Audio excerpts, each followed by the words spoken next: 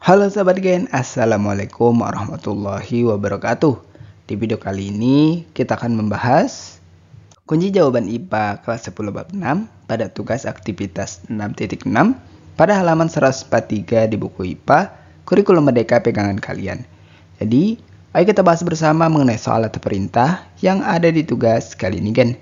Tapi sebelum lanjut jangan lupa untuk subscribe ya Gen, agar Gen Sukses Media lebih semangat lagi nemenin kalian nugasnya.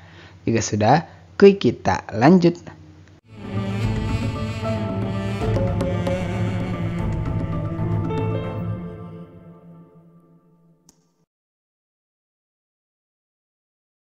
Bagian berikut ini adalah perintah yang mesti kita kerjakan pada tugas aktivitas 6.6 kali ini. Simak pembahasan untuk beberapa perintah yang ada dalam kegiatan aktivitas ini Gen. Kita masuk pada perintah pertama berikut ini, yaitu pada poin A. Pada perintah poin A ini, kita diminta untuk mencari informasi berupa diagram. Pertama, diagram persentase gas rumah kaca. Kedua, terkait diagram jumlah konsumsi energi. Setelah itu, kita akan gunakan dua diagram tersebut untuk menjawab 3 poin soal yang ada ini, Gen. Jadi simak pembahasan berikut ini. Bagian berikut ini adalah contoh gambar diagram persentase gas rumah kaca yang dihasilkan oleh banyak sektor sebagai hasil pencarian pada kegiatan poin A pertama ini. Kalian bisa gunakan gambar diagram yang serupa atau bisa menggunakan gambar diagram yang lain sesuai keinginan kalian Gen. Adapun berikut ini adalah contoh gambar diagram jumlah konsumsi energi dunia dan energi listrik sebagai hasil pencarian pada kegiatan poin A kedua. Kalian bisa gunakan gambar yang serupa atau gambar yang lain sesuai hasil sesi pencarian kalian dari berbagai sumber. Nah, setelah ini kita gunakan kedua diagram yang sudah dicari ini untuk menjawab ketiga soal yang ada ini kan. Untuk soal pertama, informasi yang didapat dari kedua gambar diagram tersebut kita akan dapatkan berupa pertama dari diagram persentase gas rumah kaca, di mana diketahui sektor energi merupakan penyumbang terbesar gas rumah kaca, itu sebesar 73,2%. Penggunaan energi dalam industri, transportasi, dan bangunan menjadi kontributor utama emisi. Untuk sektor pertanian, kehutanan dan penggunaan lahan menyumbang 18,4% dari total emisi. Untuk informasi yang diperoleh dari diagram konsumsi energi dunia, yaitu bahan bakar fosil, yang terdiri dari bahan minyak, gas, dan batu bara, menyuplai sebagian besar kebutuhan energi dunia. Minyak menyumbang 37,5%, diikuti oleh gas sebesar 15,7% dan batu bara sebesar 10,5%. Energi listrik mencakup 21,3% dari konsumsi energi dunia. Kemudian untuk soal kedua, bagaimana hubungan antara data pada kedua diagram tersebut? Jelaskanlah. Bagian berikut hubungan antara data pada kedua diagram. Tingginya emisi gas rumah kaca dari sektor energi sejalan dengan dominasi bahan bakar fosil sebagai sumber energi utama. Sektor pembangkit listrik yang masih bergantung pada minyak, gas, dan batu bara menjadi salah satu penyumbang emisi karbon tinggi. Sumber energi terbarukan seperti tenaga angin, surya, dan air masih memiliki porsi kecil dalam konsumsi energi dunia yang turut menyebabkan ketergantungan tinggi pada energi fosil. Kita masuk untuk soal ketiga berikut. Kesimpulan apa yang didapat dari hubungan data pada kedua diagram tersebut? Bagian sektor energi merupakan kontributor utama emisi gas rumah kaca karena didominasi bahan bakar fosil seperti minyak, gas, dan batu bara dalam konsumsi energi dunia. Konsumsi energi listrik yang juga didukung oleh bahan bakar fosil turut memperbesar dampak terhadap lingkungan.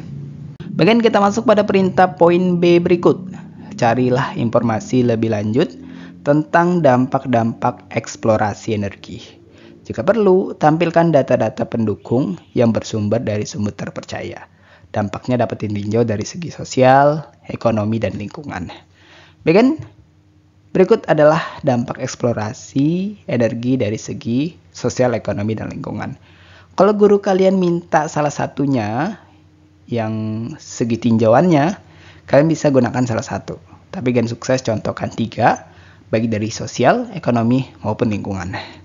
Untuk dampak sosial terkait konflik lahan. Eksplorasi energi seperti penambangan batubara dan pengeboran minyak sering memicu konflik dengan masyarakat lokal terkait penggusuran dan kehilangan hak atas lahan. Kemudian 2, perpindahan penduduk. Proyek eksplorasi energi besar dapat memaksa relokasi penduduk lokal. Terkait kesehatan masyarakat, polusi udara dan air dari aktivitas eksplorasi energi dapat meningkatkan risiko penyakit pernapasan dan penyakit kulit. Kedua, dampak ekonomi. Terkait pertumbuhan ekonomi, eksplorasi energi seringkali membuka lapangan pekerjaan dan meningkatkan pendapatan daerah. Tapi yang kedua, ketergantungan ekonomi. Wilayah yang terlalu bergantung pada eksplorasi energi bisa mengalami krisis ekonomi ketika sumber energi habis atau permintaan menurun. Ketiga, peningkatan pendapatan negara. Sektor energi adalah sumber penerimaan negara melalui pajak dan royalti. Untuk ketiga, dampak lingkungan, yaitu kerusakan ekosistem, polusi udara dan air, perubahan iklim, dan penurunan kualitas tanah. Dan berikut ini adalah data pendukung terkait dengan data atau informasi yang telah kita tuliskan sebelumnya, Gen. Yaitu ada menurut IEA, emisi karbon dioksida dari sektor energi mencapai 33 gigaton pada tahun 2022. Kemudian menurut WWF, aktivitas tambang batubara di Kalimantan telah menyebabkan hilangnya sekitar 5 juta hektar hutan dalam 2 dekade terakhir. Adapun laporan dari Greenpeace, kebocoran minyak di Laut Timur mencemari lebih dari 200 km garis pantai dan merusak ekosistem laut di kawasan tersebut. Baik, kita lanjut untuk pembahasan perintah poin C berikut sebagai perintah terakhir kita di sesi tugas kali ini. Tidak hanya penggunaan energi pada berbagai sektor skala besar. Penggunaan energi secara kurang bijak dalam kehidupan sehari-hari pun menimbulkan dampak buruk bagi lingkungan. Buatlah daftar perilaku penggunaan energi yang kurang bijak dalam kehidupan sehari-hari beserta penjelasan dampaknya. Dampaknya dapat ditinjau dari segi sosial, ekonomi, dan lingkungan. Baik, berikut ini ada daftar perilaku penggunaan energi yang kurang bijak dalam kehidupan sehari-hari dan dampaknya. Sekali lagi, Gen Sukses hanya contohkan 3, tetapi lengkap ditinjau dari dampak sosial, ekonomi, dan lingkungan. Pertama, membiarkan lampu menyala saat tidak digunakan dan tidak mengoptimalkan penggunaan cahaya alami. Dampak sosialnya, membiasakan perilaku boros energi menjadi contoh buruk bagi generasi muda. Ekonominya, tagihan listrik rumah tangga meningkat secara signifikan. Dampak lingkungan, meningkatkan konsumsi energi yang dapat memicu emisi gas rumah kaca dari pembangkit listrik berbahan bakar fosil. Kedua, contoh menggunakan kendaraan bermotor untuk perjalanan dekat. Dampak sosial, kemacetan lalu lintas, dan polusi udara yang mengurangi kualitas hidup masyarakat perkotaan. Kedua, dampak ekonomi, pengeluaran bahan bakar meningkat meskipun perjalanan pendek bisa ditempuh dengan jalan kaki atau bersepeda. Ketiga, dampak lingkungan, yaitu emisi karbon dioksida dan gas beracun lainnya, mempercepat pemanasan global dan penurunan kualitas udara. Dan untuk yang ketiga, contoh menggunakan air panas dengan pemanas listrik tanpa kontrol. Dampak sosial yaitu meningkatkan pemborosan energi tanpa manfaat signifikan. Ekonomi, beban biaya listrik menjadi lebih besar. Dampak lingkungan, mempercepat emisi karbon dan penggunaan listrik berbahan bakar fosil. Nah, Gen, itulah pembahasan sekilas kita untuk kunci jawaban IPA kelas 10 bab 6 pada sesi tugas aktivitas 6.6 pada halaman 143 di buku pegangan IPA Kurikulum Merdeka.